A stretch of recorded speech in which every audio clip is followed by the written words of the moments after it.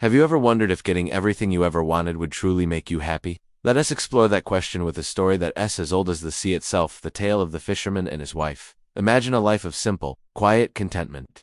Down by the coast, where the salty air mixes with the scent of damp wood, lived a poor fisherman and his wife in a tiny, run-down hut. Their life wasn't easy, but it was theirs. The fisherman would go out each day, cast his net, and hope for the best. He was a man of simple needs and a gentle heart. One sunny afternoon, as he was pulling in his net, he felt an unusual weight. It wasn't a regular fish. This one shimmered with colors he'd never seen before, and its eyes seemed to hold an ancient intelligence. To his utter shock, the fish spoke.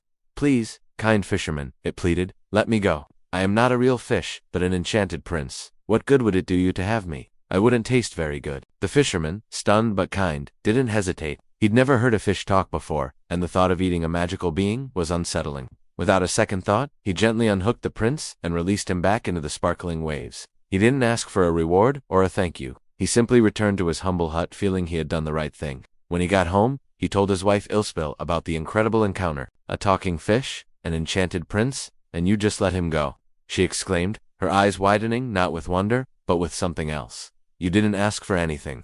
We live in this miserable, smelly hut. Go back. Go back right now and tell that fish we want a cozy little cottage." The fisherman felt a knot in his stomach. He didn't want to bother the fish. They were fine as they were, weren't they? But his wife wouldn't let it go, she insisted, her voice sharp and demanding. So, with a heavy heart, the fisherman walked back to the shore. The sea, which had been bright and calm, now looked a little green and murky. He stood at the water's edge and called out a little rhyme. "O magical fish in the sea, come, listen now to me. My wife Ilsbill sends me against my will." Instantly the fish appeared. "What does she want?" it asked. "Well," the fisherman stammered, "she says we live in a dreadful hut, and she wants a nice cozy cottage." "Go home then," said the fish. "She already has it." The fisherman returned to find the old hut gone. In its place stood a beautiful cottage with a small garden, a kitchen full of food, and everything neat and tidy. "See," his wife said, beaming, "isn't this much better?"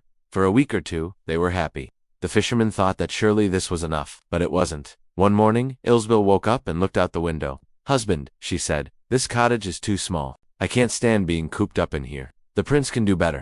Go back and tell him I want a grand stone castle." "Wife, wife," the fisherman cried, "the cottage is wonderful. Why would we want a castle? I don't want to go back." But Ilsbill was furious. "I am the one who decides. A castle is what I want, and a castle is what I'll have. Now go." Defeated, the fisherman trudged back to the sea. This time, the water was a dark, churning purple and gray. The sky was overcast, and a cold wind blew. He felt a deep sense of dread as he called out his rhyme.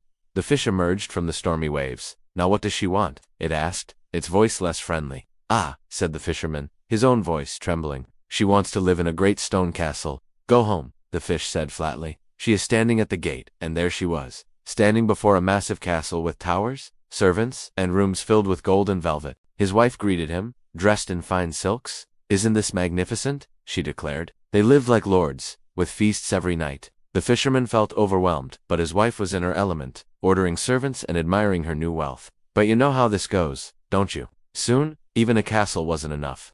"Husband," Ilsbill announced, "this is all well and good, but I should be king of all this land. Go to the fish. Tell him I want to be king." "Oh wife, why would you want to be king?" "I don't want to be a king's husband," he pleaded, but her ambition knew no bounds. "I will be king. Go now." The sea was now black and thick, heaving with enormous angry waves that crashed against the shore. The wind howled, and the sky was dark with a furious storm. Terrified, the fisherman screamed his rhyme into the gale. The fish appeared, its eyes glowing in the gloom. "What does she want now?" it boomed, its voice like thunder. She wants to be king," the fisherman whispered. "Go home," the fish thundered. "She is king already." He returned to find the castle had grown even larger, now a royal palace with soldiers and trumpeters. His wife sat on a throne of solid gold, a heavy crown on her head. "I am king," she stated. But there was no joy in her eyes, only a restless, burning ambition. That night, she couldn't sleep. The next morning, she declared, "It's not enough to be king, I must be emperor." The poor fisherman was beside himself with despair. "Wife, there is only one emperor. The fish can't make you emperor." But she was beyond reason. He stumbled back to the sea, which was now a terrifying black tempest. He could barely stand against the wind. He yelled for the fish, and when it came, its voice shook the very ground. "What does, she want. She wants to be emperor," the fisherman sobbed. "Go home," the fish roared. "She is emperor." He found his wife on an even higher throne, surrounded by dukes and princes. but she was still not satisfied. As the sun and moon rose and set, it infuriated her that she had no control over them. "I cannot bear it," she shrieked. "Go to the fish. I want to be like God. I want to command the sun and the moon." This was the final straw. The fisherman fell to his knees. "Wife, this is a terrible thing to ask. The fish cannot do that. Please, be content." But she was mad with greed. "I will not be content until I can control the heavens. Go." He crawled back to the shore, barely able to move in the hurricane that raged around him. The sky and sea were one black, roaring monster. He screamed for the fish, his voice lost in the storm. The fish appeared, larger and more terrifying than ever. "What does she want?" She wants to be like God." The fisherman wept. The fish simply said, "Go home. You will find her back in your old hut." And in an instant, the storm vanished. The sun came out, and the sea was calm and blue again. The fisherman walked home, and there, where the palace had stood, was their tiny, broken, smelly old hut. His wife was sitting inside, her fine clothes gone, replaced by the simple rags she wore before, and there they are to this very day. This story isn't just about a magical fish, it's about us. It shows us that chasing more and more money, more power, more things doesn't lead to happiness. It only leads to a storm of discontent.